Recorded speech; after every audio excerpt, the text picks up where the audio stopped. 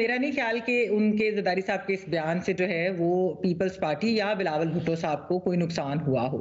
क्योंकि देखिए बात ये है कि दोनों की तर्ज़े सियासत, जिस तरह आपने कहा कि एक जनरेशन का गैप होता है, जो ज़रदारी साहब ने सब बात भी वो की बाबा यू नो नथिंग वाली, तो तर्ज़े सियासत दोनों का एक मुख्तलिफ है। आप अगर बिलावल भुट्टो साहब को देखें, he has carved out a niche for himself. उन्होंने जो है वो एक ज़रा एग्रेशन वाली पॉलिटिक्स करते हैं, उनका स्टाइल फ़र्क है। ज़रदारी साहब का ज़रा धीमा स्टाइल है, वो ज़रा रिकंसिलिएशन वाला उनका एक स्टाइल है, मुफाहमत का पूरा उनका एक है, उनकी सियासत भी उस तरीके से है। बिलावल भुट्टो साहब की एक वो यंग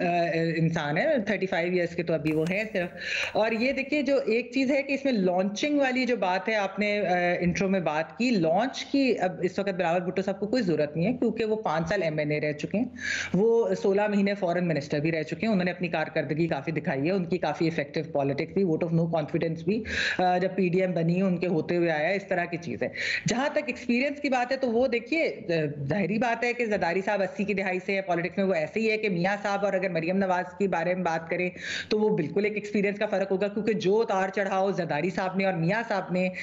इन इतनी दहाइयों से देखे हैं, वो उनके बच्चों ने तो उस तरीके से नहीं देखे, लेकिन उनकी एक अपनी सियासत है। वो बिलावल भुट्टो साहब हों, वो मरियम नवाज साहब, और डिफरेंसेस तो होते हैं। बेगम नुसरत भुट्टो और मोहतरमा बीबी शहीद की भी जो है वो डिफरेंसेस पॉलिटिकल हो सकते थे, लेकिन उससे ये जो लोगों एक तासुर जो जा रहा है कि जी शायद बाप बेटे में कोई लड़ाई होगी, तो मेरे ख्याल में ये ख्वाहिश ज्यादा है, इसमें कोई सच्चाई या हकीकत ऐसी नहीं है। और जहां तक ये बात है कि जो जिस तरह एजाज ने भी अभी बात की, सिंध के अंदर क्योंकि पीपल्स पार्टी का एक वोट बैंक कंसोलिडेटेड है, एक सियासत उधर है, सारा कुछ है, जो आउटसाइड ऑफ सिंध है, मेरे ख्याल में बिलावल भुट्टो साहब की जो सियासत है वो उनको वाकई ही अट्रैक्ट भी करती है। क्योंकि लेकिन मुझे बताएं ना, बाहर वाले कैसे सीरियस लेंगे बिलावल भुट्टो, चेयरमैन बिलावल भुट्टो जरदारी को, या जैसे वो अपने आप को प्रेजेंट करते हैं वजीर आजम बिलावल भुट्टो जरदारी को, अगर वो इलेक्ट होते हैं, जब उनके अपने अब्बू ये कह रहे हैं कि वो तो ना तजर्बाकार है, अभी उसे टाइम लगेगा।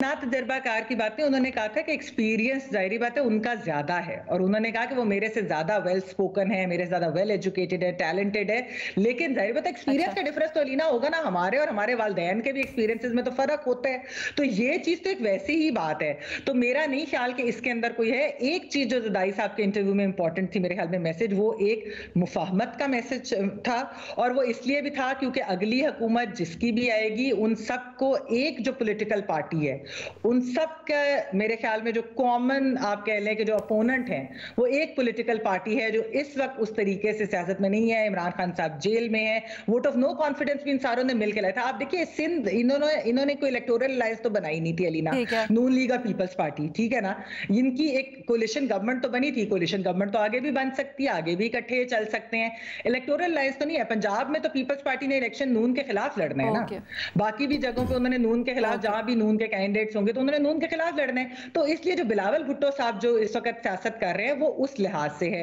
हाँ ये जरूर है कि इसके अंदर जो ज़रदारी साहब ने मेरे ख्याल में ये गुड कॉप बैड कॉप नहीं होगा, ये उसी तरह की जिस तरह बातें होती थी कि जी नून से शीन निकलेगी। पाकिस्तान को किस तरह की सियासत चाहिए, कौन सा तर्ज